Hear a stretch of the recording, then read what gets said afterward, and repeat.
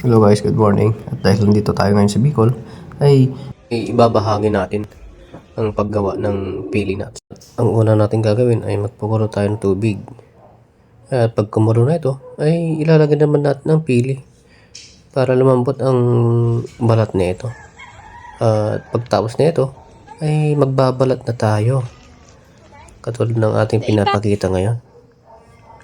At marami nga kami dito gumagawa para mabilis matapos, guys. Dito sobrang lambot nga yung pagtanggal ng ating balat ng pili.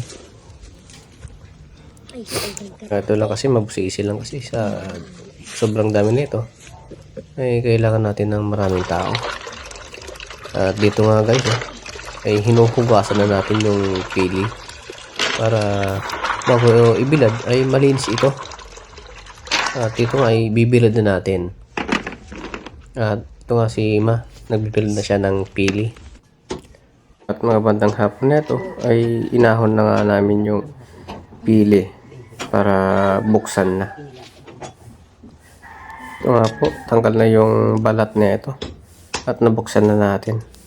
At bago ang lahat ay tatanggalin naman natin yung kulay brown na ito na nakabalot para mamaya ay iluto na natin. At ito na pala yung ating nabalatan. Pwede na natin siyang iluto. Pwede na pala iluto ni Ma. Ito nga ay niluluto na ni Ma yung ating pili nuts. Nawa lang naman ito ay napakulo siya ng mantika. Tapos pag kumulo na ay ilulublog na yung pili nuts para maluto ng husto. Tapos ay ilalagay na rin yung brown sugar. At halo-haloin lang ito dapat. Ito na yung finished product. Lalagay natin sa papel. Thank you for watching.